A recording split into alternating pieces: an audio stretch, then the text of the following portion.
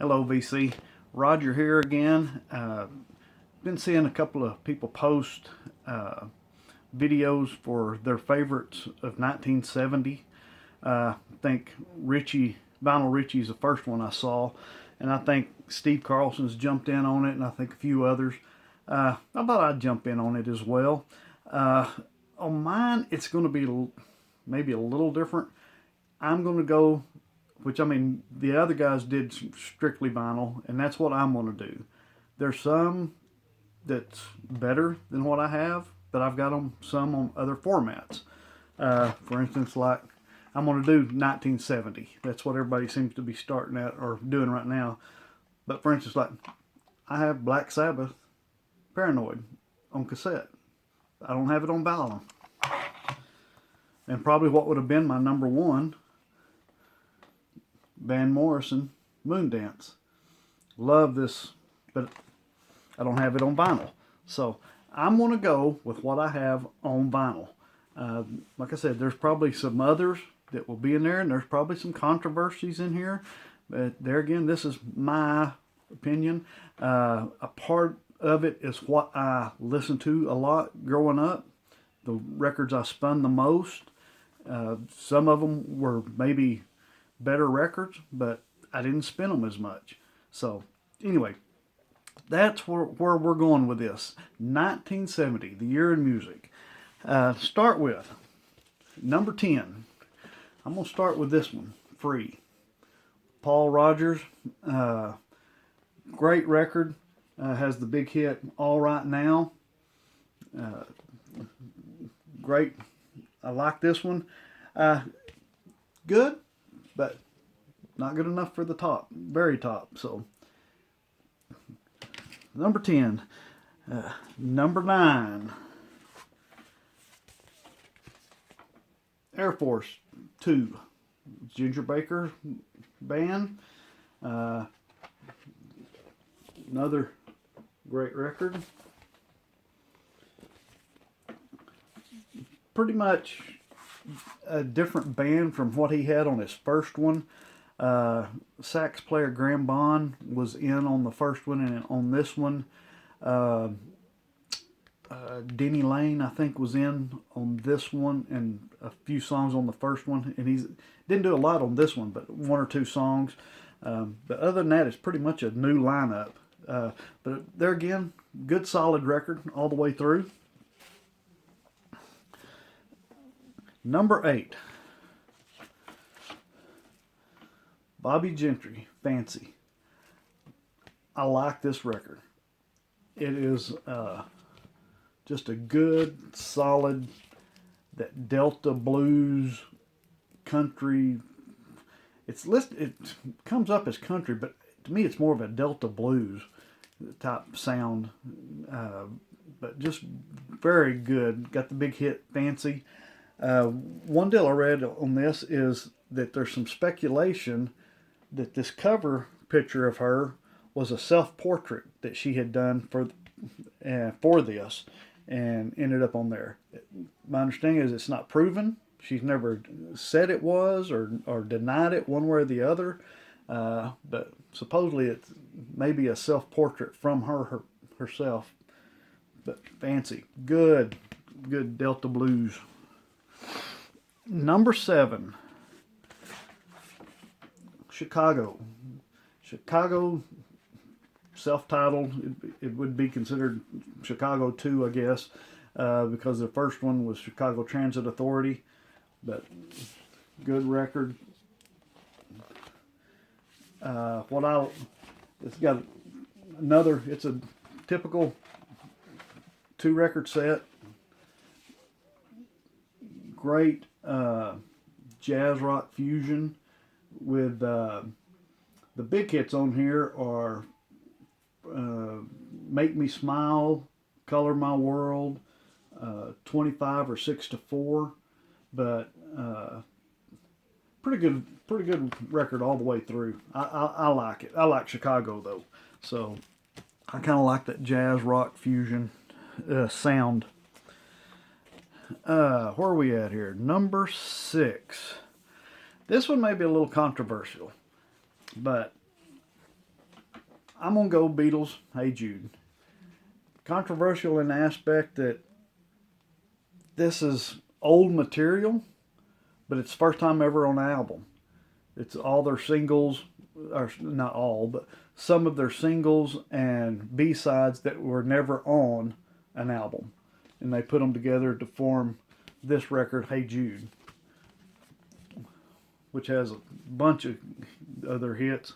Hey Jude, Revolution, Paperback Writer, Should Have Known Better, Lady Madonna, Can't Buy Me Love, Don't Let Me Down, Ballad of John and Yoko. Just a good record all the way around.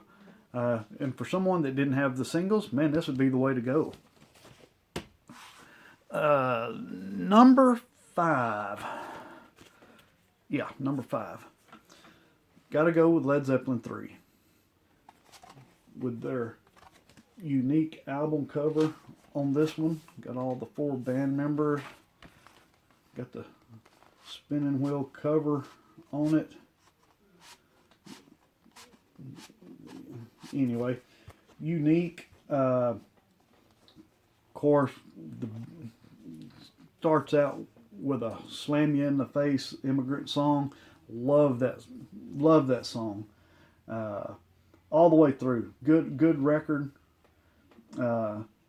Gallows Pole. I love that song too. It's a little different for them. They kind of veered away from their straight ahead rock on a lot of this.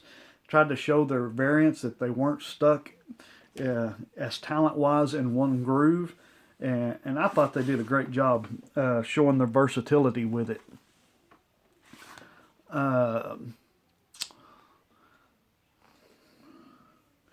Four? Yeah, number 4. Another one that's probably going to be controversial of making it this high. And I'm going to go with the Woodstock Soundtrack. Like I said, I spun this record and spun it and spun it and spun it and listened to it and listened to it and listened to it. Every side, numerous times, just constantly over and over. Loved it. Gives you a good sampling of the concert. For all those people that claim to have been there, this gave the people that weren't there an opportunity to listen in. And just the good variety of the ones that were there just make it great. And I think that's one of those that everybody needs in their collection. Good all the way through. Number 4. Or no, that was 4.